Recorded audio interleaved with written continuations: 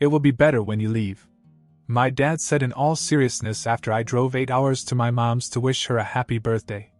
Then my mom shouted from kitchen, "What do you not understand? I want to see only real family members today, not you." I smiled. After 30 minutes everything quickly changed and they begged me to listen them, but 8 hours in the car gives you plenty of time to think. I had no music on, just the sound of the road and the occasional hum of my old Civic reminding me that it wasn't made for long drives anymore. The whole way down, I was running through all the things I'd say when I walked through the door. It was Mom's birthday after all. I imagined how surprised she'd be, how proud they'd feel seeing me show up like that. I didn't even tell them I was coming. I thought it would mean something. I was driving to Charleston, South Carolina. That's where they moved a few years ago after Dad retired early. Quiet neighborhood. Big backyard. Emily always said it was the perfect family house, like she had something to prove. I hadn't been there in over a year, not since everything started getting weird between us. It had been a rough year with my parents. Ever since my sister, Emily, moved back in with them, things shifted. I could feel it in every call, every text they forgot to answer. I'd ask Dad something and get one-word replies, ask Mom for a recipe, and she'd say she was busy. Meanwhile, Emily was constantly on their Facebooks, posting photos of them with captions like, "Grateful to have real family around." I didn't think too much of it at first. But something was off. I parked a block away from the house because I didn't want them to hear me pull up. I was nervous, excited, hopeful, and already a little tired from the trip. When I rang the bell, I heard footsteps and muffled voices. Then the door opened and there was Dad. He looked like he didn't expect me at all, which made sense since I hadn't told him. But he also didn't look happy. He looked me over and just said, "It will be better when you leave." I thought he was joking. I even laughed and said, "What?" Then from inside, Mom's voice echoed out from the kitchen, loud and clear. "Don't you understand? I want to see only real family members today, not you." I stood there with a stupid smile frozen on my face. Not because I was okay, but because I genuinely couldn't believe they were serious. Before I could say anything, Dad stepped outside and shut the door behind him. Told me Emily had told them everything. That I'd stolen money from her, and tried to turn them against her, and that I was toxic and needed help. I couldn't even process what I was hearing. I hadn't seen Emily in over a year. I hadn't touched her money. I didn't even know what he was talking about. I didn't argue. I just said, "If I'm not your family, then my money doesn't exist to you either. Good luck figuring out how to cover next semester for Emily." Then I turned and walked back to my car. I was halfway down the street when I saw Dad in the rearview, waving his arms. Then Mom. They were chasing the car. I pulled over, not because I was giving in, but because I was curious how fast they'd switch up. I rolled the window down, just a crack. They begged me to come back. Said I misunderstood. Said there was more to talk about. Said they'd made a mistake. And right in the middle of it all, while Dad was stammering about how it's complicated, Mom blurted something out about Emily that stopped everything. It didn't make sense right away, but it was enough to make me stay and listen. I didn't say anything for a while. Dad kept talking, throwing out all these half apologies, but my focus was locked on Mom. She looked like she regretted saying something, but not in a guilty way, more like she slipped up and now had to cover it. That look made me stay. I told them I'd come inside, but I wasn't there to make peace. I was done with pretending. I just wanted to hear exactly what they thought I'd done, straight from their mouths. Maybe I was hoping for something that made sense, but I already had this sinking feeling they'd say anything to protect Emily. The kitchen looked the same, but the energy was different. Cold. Like I wasn't standing in the house I grew up in, just some stranger passing through. The last time I'd been there, I left a birthday card on the counter for Mom with a $100 bill inside. She never mentioned it. Dad sat down heavily like he was bracing himself for something painful, but it was all just performance. He started talking about Emily. Said she'd been going through a lot. That she lost her job last fall, got dumped, and moved back in because she had nowhere else to go. I asked what that had to do with me. That's when Mom said they were just trying to support her, and that they might have misunderstood a few things. I asked what kind of things. Dad started fumbling his words. He said Emily told them I'd tried to turn the family against her last year. That I'd spread rumors, manipulated conversations, even stolen money from her account. I couldn't believe what I was hearing. They were sitting there, actually repeating this garbage back to me like it had any weight. I asked them if they saw proof. They didn't answer. Mom said, "Emily's been through a lot. Why would she lie? Why would she lie?" I laughed and asked them if they remembered that $10,000 I wired for house repairs. They both nodded slowly. I asked what those repairs were. Again, silence. Then Dad finally said, "She needed help with a car, Oliver. You know how hard things were for her." I leaned back. So the money I gave them had gone to Emily. And not one word of thanks. Not even a call. Then it got weird. Mom mentioned something under her breath about Emily losing that job because of, "You know what happened?" I asked her what that meant. She said nothing. Then she said it was just something Emily mentioned. Then she said maybe it wasn't about me directly. Each answer just made it worse. I asked if they seriously believed I got her fired. They looked away. That was enough of an answer. I was about to walk out when I heard the front door open. Footsteps. Emily walked in with this guy behind her. Maybe late 20s, messy hair, kind of smug looking. He had tattoos on his hands and a cigarette behind his ear. He stopped when he saw me, looked me up and down, and said, "Wait, this is the brother? The one you said got arrested?" I turned to Emily. "Arrested? I've never even had a speeding ticket." She froze for a second. Just a second.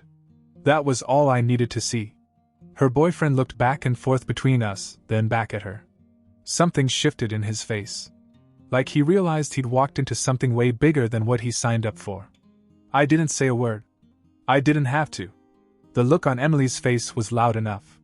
It was like time cracked open right there in the doorway.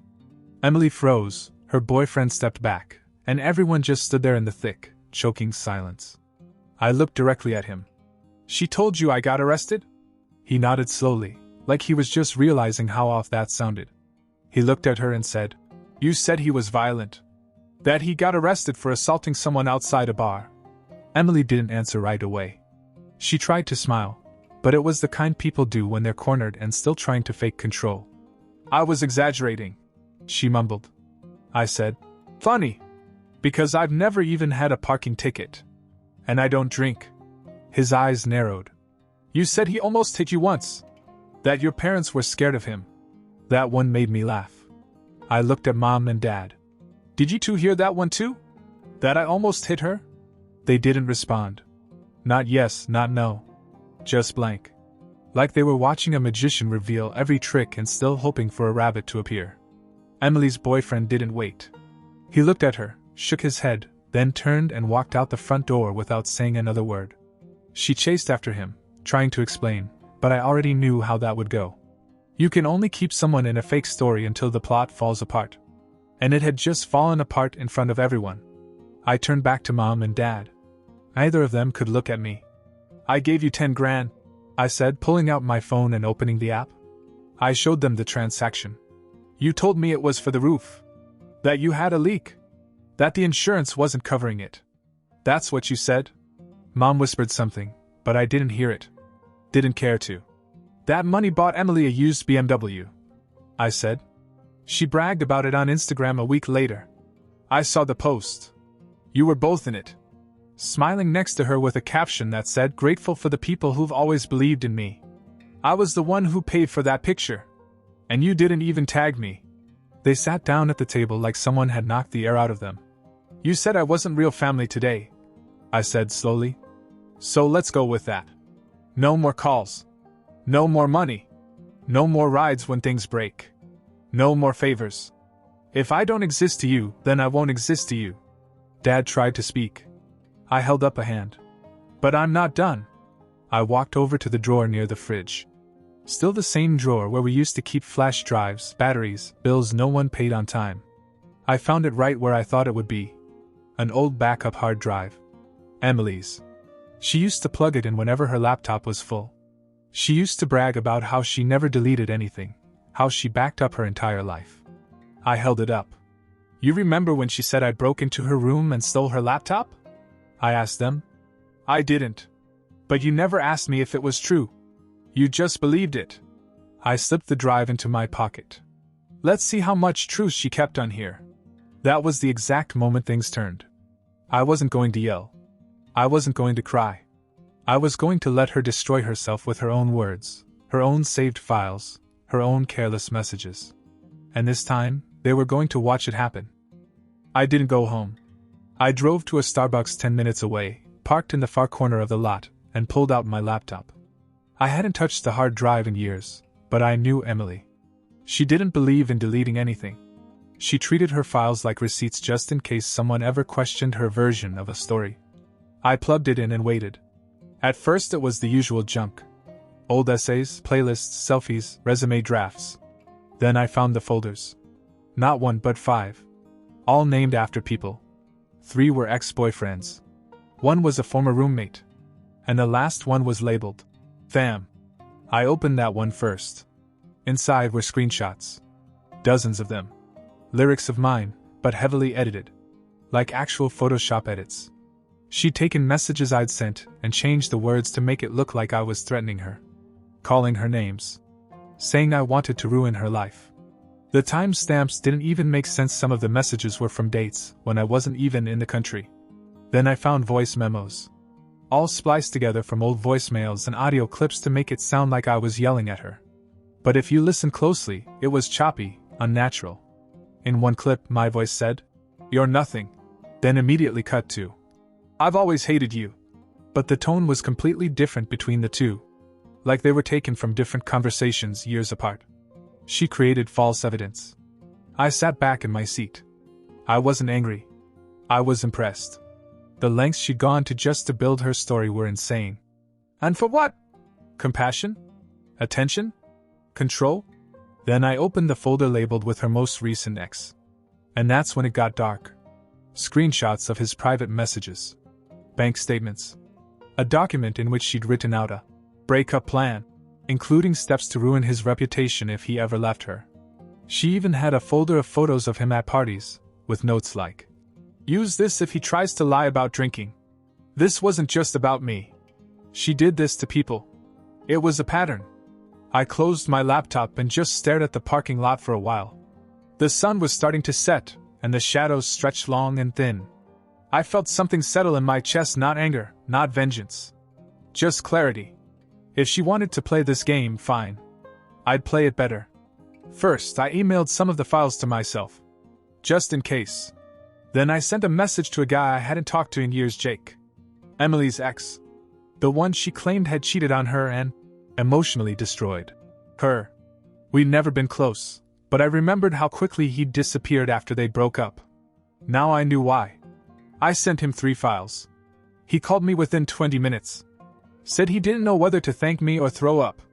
Said he still had a draft of a restraining order that his lawyer had written, just never filed. He said if this got out, Emily wouldn't just lose her precious trust. With our parents, she'd lose a lot more. That's when the plan came together. It wasn't going to be loud. It wasn't going to be explosive. It would be quiet, precise, and irreversible. And it was going to start at my mother's birthday dinner. Because Emily had no idea that Jake had just booked a flight. And he wasn't coming to talk. Mom's birthday dinner was supposed to be this quiet family thing, just a small group at home, some decorations, takeout from her favorite seafood place, and cake in the backyard. That was the plan. At least until I got involved. I called Dad and told him I'd be back for dinner. I said I didn't want to ruin Mom's day. He hesitated but agreed. I could hear the shame in his voice, the kind that comes when someone knows they're about to eat their words and have no idea how bitter they'll taste. What I didn't tell them was that I'd invited a few guests. Emily was already at the house when I arrived. She didn't say anything.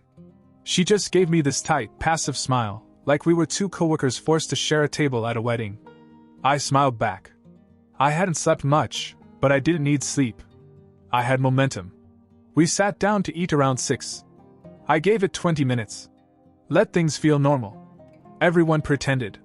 Then the doorbell rang. Jake walked in like he'd been invited 100 times before. No drama. Just calm, collected, and carrying a small black folder under one arm. Emily's fork clattered against her plate. She whispered his name, then said louder, "Why are you here?" Jake ignored her. He looked directly at my parents and said, Mr. and Mrs. Harris, thank you for having me. I know this is a little unexpected, but I thought it was time to clear some things up. Dad looked at me. I just nodded. Jake put the folder on the table and opened it. Inside were printout screenshots, the fake messages she'd made about me, the notes she'd written about him, a transcript of one of the audio files I'd cleaned up and enhanced. And then he spoke.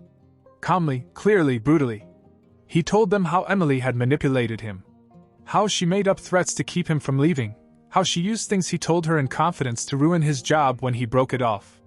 How she cried to my parents about being emotionally destroyed, while planning to leak false stories to his boss. He laid it all out. Calmly. No shouting. Just facts. Emily tried to interrupt, said it was all out of context. That Jake was lying, that I was jealous, that we'd ganged up on her. She said it with that desperation, trying to get sympathy the way she always did. But this time it didn't work. Mom shook her head before Emily had even finished. Dad looked like he'd aged 10 years. Then I spoke. Told them about the hard drive, the audio splicing, the doctored screenshots, the fake arrest story. Showed them the email I sent myself. The timestamp. The original files. Her folder named Fam. Emily's face fell. She stood up and started screaming about how hard her life had been, how no one understood the pressure she was under, how she just wanted attention because no one ever cared about her. It was wild, watching someone try to explain away years of manipulation as if it were just a small mistake. Like maybe if she said the right combination of words, she could turn back time. Mom told her to sit down. Dad told her to shut up. She didn't. She kept talking. Said we'd all turned against her. That Jake had abandoned her. And that I was always the golden child. And that our parents only loved her when she played perfect. That's when Mom got up. Told her to leave. Emily didn't move. Said she had nowhere else to go. Jake said, figure it out. Like the rest of us had to. She looked at him one last time and something snapped. The show was over. She grabbed her bag and stormed out, slamming the door so hard that one of the picture frames fell off the wall. Nobody picked it up. We sat there for a long time. Nobody said much. The food was cold. The cake was never cut. But something about the silence felt better than all the fake conversations we'd been having for years. And that was just the beginning. 2 weeks passed. I didn't hear from Emily, and I didn't ask. Mom and Dad didn't mention her either. There was this unspoken agreement between us that whatever happened at that dinner was final. That everything before that belonged to a different timeline that we weren't going back to. Then a letter came. No return address. My name in that oddly familiar handwriting, rounded, neat, like it was trying to sound innocent before I even opened the envelope. It was from Emily. A handwritten apology, though calling it an apology feels generous. She said she was leaving town for a while, said she needed space to think. She claimed to understand our reaction, but was hurt that we all turned on her so quickly. She ended the first page by saying, I just wish someone had asked me how I was really doing. It was like watching someone dig their own grave with a spoon. But the second page was different. On the back it listed 8 names. Some were familiar: Jake, Maddie, the guy from her college internship she accused of stalking her. Some I didn't recognize. At the bottom she wrote, these are the people I've wronged. Maybe now you'll believe me when I say I don't know how to stop. No drama. No excuses. Just a confession written in the kind of cold, dry language that makes it worse. I took a picture of the list and sent it to Jake. He didn't even ask. Just responded with, are you okay with me posting this? I said yes. The next morning it was all over Reddit. He blurred the names, but people started to figure it out. Threads connected the dots. One of the names turned out to be a girl who had quietly dropped out of her university after Emily claimed she'd plagiarized an entire research paper. Another guy had been fired from his internship over a harassment report that suddenly didn't make sense. And the name at the bottom of the list? That one hit like a grenade. Mark. I hadn't thought about him in years. Our old neighbor. A few years older than me. Quiet kid. Helped Dad with the yard work sometimes, walked our dog when we went on vacation. Then one summer he just disappeared. Emily had told Mom and Dad that he was spying on her through the bathroom window. They believed her without question. Mom cried, Dad called his parents, things got ugly. No one ever saw him again after that. I didn't even know he had a life after that.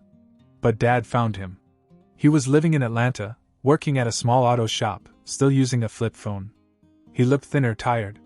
Dad went to see him in person. When he came back, Dad didn't say much. He just said, "We ruined that boy's life." After that, everything changed. They updated their wills. Cut Emily out of everything. I didn't ask them to do that. It was their decision. They sold their car that same week and donated the money anonymously to a local support center. The same one that helped Maddie after Emily lied about her and left her with back rent and a broken lease. Jake sent me a voicemail later that day. Just 4 words. "She's not coming back." But she tried. One last time. She emailed me from a new address. Said she was in Nevada. Said she was starting over. Bet she'd found someone new who really saw her. Bet she hoped I could understand the pressure she was under. She asked if we could ever talk again, even just once. She said that no matter what happened, we were still family. I didn't respond. But I did send an email that week. Not to her. To everyone she'd hurt, the names on her list. I wrote a single message, attaching every file, every screenshot, every audio recording. I told them if they ever needed anyone to vouch for what really happened, they could call me. One of them, the girl who got kicked out of college, wrote back a day later. She said, "Thank you. I thought I was crazy. Emily doesn't exist in my world anymore. Not even as a ghost. Mom and Dad don't mention her name. Jake is seeing someone new. Maddie's back in school. Mark works full-time and moved to a better neighborhood. And me? I sleep through the night. Because justice didn't come in a storm. It came in whispers. In receipts. In the silent, undeniable weight of truth. And in the end, that was more than enough." Update 1. I thought it was over. I really did. After everything came out, the files, the dinner, the fallout, I assumed Emily was gone for good. But people like her don't go away quietly. They wait. They watch. And then they try one last thing when they think you've let down your guard. About a month after I last heard from her, I got a call from a blocked number. I let it go to voicemail. Later, I listened in. It was Emily. She didn't say much. Just that she messed up. That she was in a bad place. And then she said something strange. "If things get worse, I'm sorry for what I might have to do." I repeated that last line 3 times. The next day, my bank flagged an unusual login attempt. Someone was trying to access my account from a device in Nevada. I used 2-factor authentication, so they didn't get in. I changed all my passwords and locked everything down. 2 days later, my boss called me into his office. He said he had received an anonymous email with screenshots of concerning behavior, allegations that I had stolen money, harassed a family member, and been fired from a previous job. I'd never been fired. Fortunately, I had already told him the broad strokes of what had happened, so he didn't take it seriously. But the screenshots? They were the same ones she had forged about me last year. She still had them. She was still trying to use them. I contacted a lawyer. We traced the email to a burner account created in Reno. Same day as the login attempt. Same day as the voicemail. I didn't tell my parents. Not at first. I thought if they knew she was still pulling this crap, it would just reopen everything. But the lawyer said something that stuck with me. She's not going to stop until somebody makes her. So I made a move she didn't see coming. I filed a police report. I included the attempted identity theft, the forged emails, and a digital trail linking the burner account to her previous devices. I submitted the hard drive as evidence. Even if nothing came of it legally, it was now documented. Real. Permanently. But here's where it backfired for her. Apparently, Emily's new boyfriend, the one she claimed really saw her, was using her laptop. He saw the police report through her email. Then he found the hard drive backups she never deleted. He dumped her. Sent a statement to my lawyer. Said he wanted no part of any of her psychotic lies. Said she told him I was abusive. Said she claimed she fled. The family, and that I was stalking her across state lines. She lost everything. Again. And I found out something else. The graduate student she falsely accused? She'd already filed a defamation suit before all this. After my update went viral, she amended the case with all the new evidence. Emily was now facing civil charges. Real ones. So yes. She tried one last trick. She tried to destroy my name again. But this time I wasn't alone. And this time she failed. Publicly. Legally. Completely. After that, I won't post anymore. There's nothing left to say. Except this. If someone in your family lies so well that they start to believe it themselves, believe you first. Because the truth is waiting. And when it comes, it'll be louder than all the lies put together.